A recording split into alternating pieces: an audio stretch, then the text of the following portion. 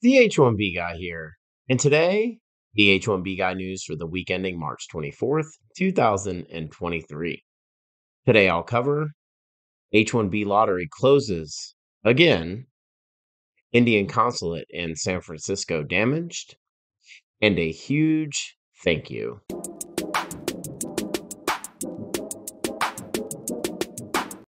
But before we get started, I'd like to ask you, if you haven't already, to please subscribe to the H1B Guy channel here on YouTube and like this video so that I can continue to produce more content like this for you. I also wanted to mention the H1B Guy offers a variety of consulting services. I help businesses and individuals solve complex work authorization issues and the recruitment process while bringing awareness to employment based immigration benefits. If I can help you, please reach out. I'd love to hear how. And you can book an appointment directly with me via the h1bguy.com. Today's news is brought to you by Syndesis and Path to Canada, the ideal plan B for high skilled immigrants currently located in the U.S. whose status may be uncertain. By PERM-Ads.com, the industry leader in providing a seamless experience for employers and immigration attorneys navigating the complex PERM recruitment ad phase of the labor certification process. And by Mob Squad. Are you a technology professional facing U.S. work visa related challenges? Don't leave your fate up to chance. Our partner Mob Squad has a solution. Join the squad. Now, the news. Well, I wanted to start today's news off by addressing an incorrect report from the H1B Guy News for the week ending March 17th, 2023.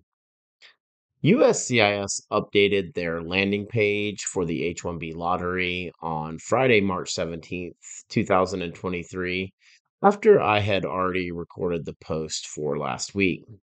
Thanks to a comment on YouTube for clarification to the change in the deadline.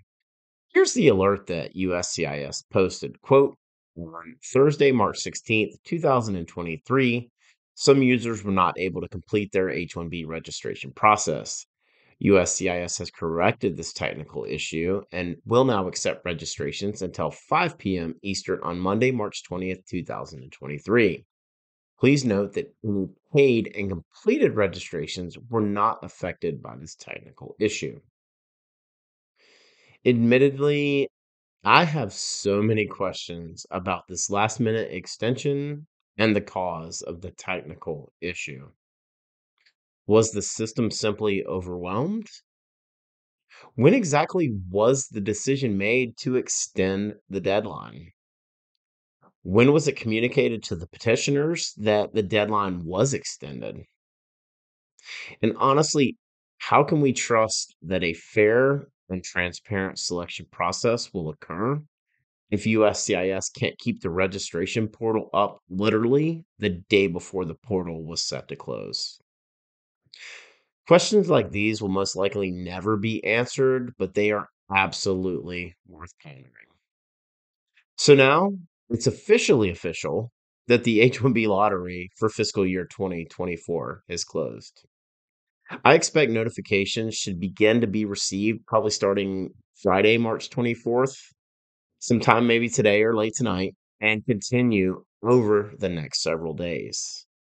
And as a reminder, USCIS has publicly stated that notifications will be received no later than March 31st.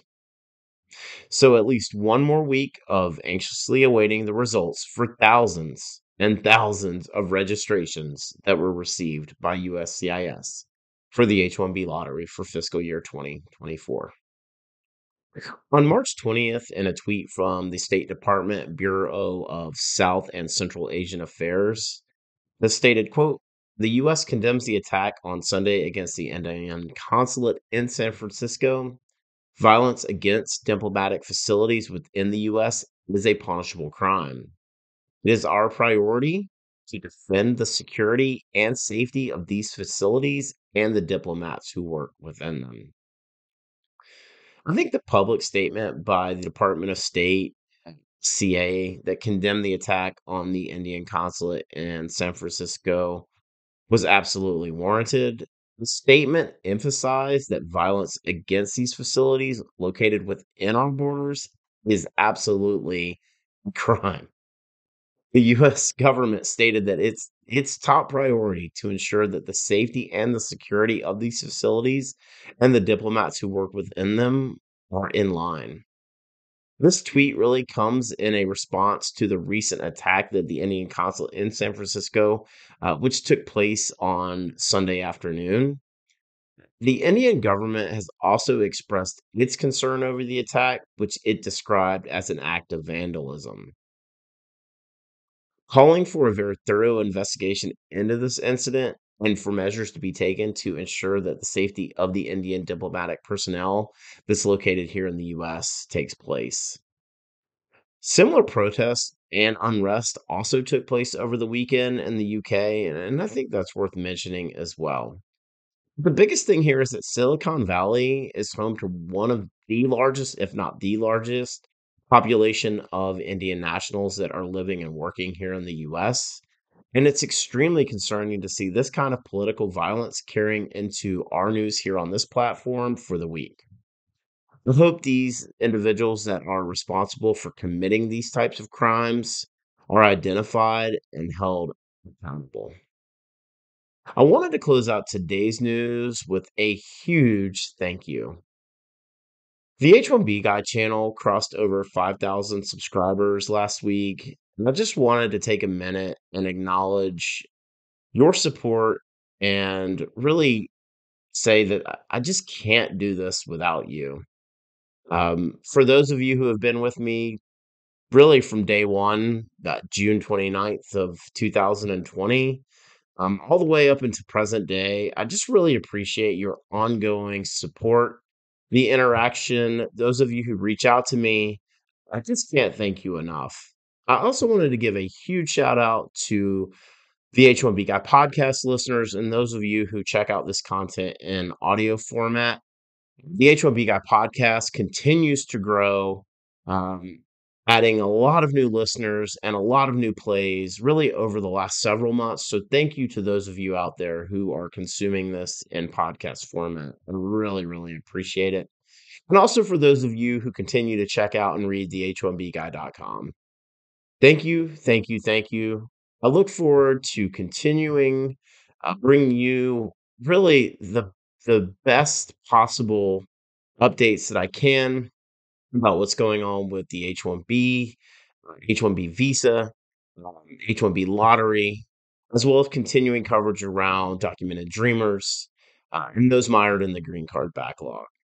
As I've said, the purpose of this format and the content here on this platform is to bring you an opinion from somebody who's been in the staffing and technology industry going all the way back to 2004.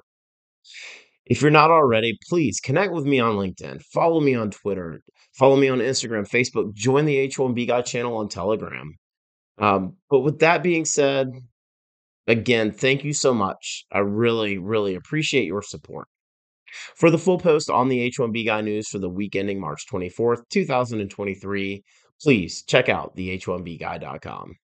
And a reminder that today's news was brought to you by Syndesis and Path to Canada, the ideal plan B for high-skilled immigrants currently located in the U.S. whose status may be uncertain. If you're facing an H-1B denial or OPT expiration, don't get caught off guard. Make sure you have a plan B, and Syndesis and Path to Canada are your answers. They'll gladly help you navigate the process, and if you'd like to find out more, please be sure to use the link in the video description below, and someone from Syndesis or Path to Canada will be in touch. And by PERM-Ads.com, the industry leader in providing a seamless experience for employers and immigration attorneys navigating the complex PERM recruitment ad phase of the labor certification process. If you're looking to reduce your costs and overhead associated with PERM labor certification recruitment advertising, let PERM-Ads.com help you. And by Mob Squad. Are you a technology professional facing U.S. work visa-related challenges? Don't leave your fate up to chance. Our partner Mob Squad has a solution. Mob Squad helps technology professionals facing U.S. work visa-related uncertainty remain working with their current U.S. company nearshore from Canada, as well as technology professionals from around the world who are seeking to find a rewarding opportunity in North America. Through their partnership with the Canadian government, they can obtain a Canadian work permit for you and your spouse in as little as 8 weeks. So whether you're looking to stay working with your current U.S. company or you want to find a new opportunity in Canada, Please find out how the team at Mob Squad can help you via the link in the video description below. I also wanted to mention that this coming up Wednesday, um, March the 29th, I will be joined by Graham Nixon, uh, head of growth and strategy at Mob Squad, for a live stream, roughly for about 30 minutes. We're going to do a one-on-one and talk about your options if you were not selected in the H1B lottery. So please be sure to check that out. With that being said, if you haven't already, please like this video, subscribe to the H1B Guy channel here on YouTube, and click the bell for notifications so that you're notified anytime we post new content here to this channel. If you've made it this far, I just want to say thank you for taking the time to watch my content. I really appreciate your support. The H1B Guy, your global source for all things H1B.